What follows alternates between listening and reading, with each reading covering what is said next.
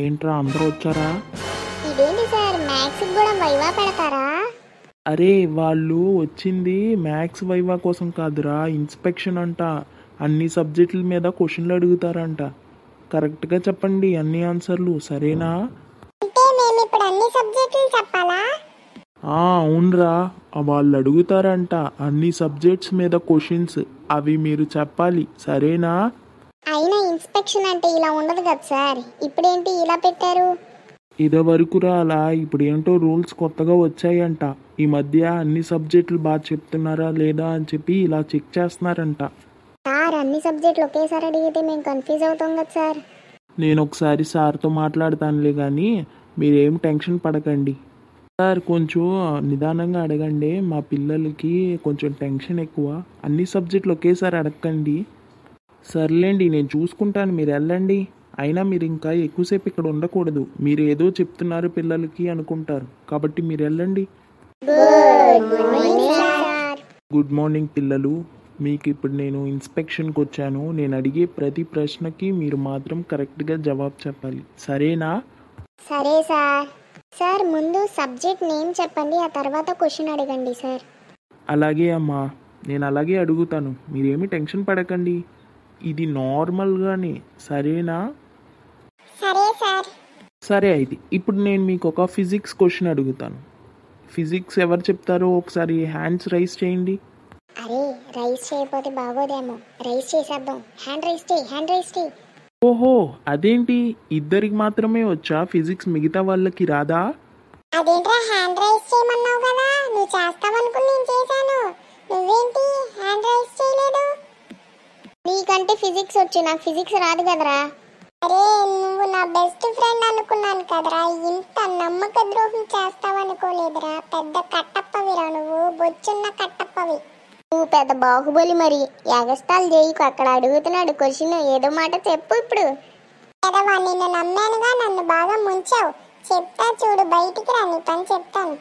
తర్వాత చెప్దు గానిలే, నీకే నీ వైపే చూస్తున్నాడు, నువ్వు ఇటు తిరుగున్నావు. సర్లేండి, ఇంకా హ్యాండ్ డౌన్ చేయండి. ఇంకా నేను ఒక 2 క్వశ్చన్స్ అడుగుతాను, మీ ఇద్దరు చెప్పేసి వెళ్ళిపోవచ్చు, సరేనా? సరే సార్. అమ్మా నిన్నే హ్యాండ్ డౌన్ చెయ్యమ్మా. సరే, మీ ఇద్దరిలో ఎవరిని ఫస్ట్ అడగమంటారు, మీరే చెప్పండి. ఎప్పుడు లేడీస్ ఫస్ట్ అంటారు కదా సార్, కాబట్టి తన్నే అడగండి. నువ్వు అంతగా ముచ్చట పడుతుంటే నేను ఎందుకు వద్దంటాను, కాబట్టి తన్నే అడుగుతాను. ఫిజిక్స్ టెక్స్ట్ బుక్లో నీకు నచ్చిన ఏదైనా 5 యూనిట్స్ చెప్పు. సార్ 5 యూనిట్స్ ఇంకా అవ్వలేదు సార్, మాది ఇంకా 3rd యూనిట్లోనే ఉంది. ఓహో అలా నా తల్లి. సరే, నీకు సార్స్ చెప్పేది మొత్తం అర్థమవుతుందా? అవును సార్, బాగా చెప్తున్నారు. సరే, మరి ఏ సార్ అయినా నిన్ను ఇబ్బంది పెట్టేలా మాట్లాడారా? లేదు సార్, అలా ఏం లేదు సార్. సరే అయితే నువ్వు ఇక వెళ్ళు. Thank you sir. అదేంటి సార్ తన్ని క్వశ్చన్ ఏం అడగలేదు?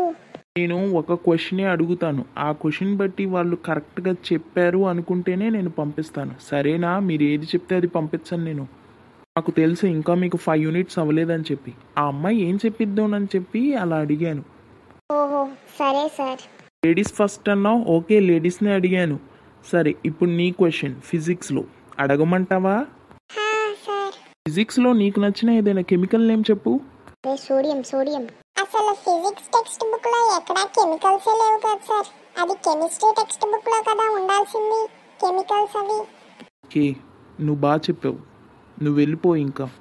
అరే నేను వెళ్ళిపోతున్నాను రా, నువ్వు హ్యాండ్ రైస్ చేయమన్నావు కాబట్టి నేను చెప్పగలిగాను. థ్యాంక్ యూ రా.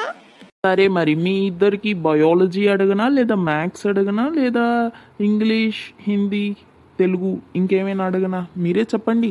Biology sir. Maths sir.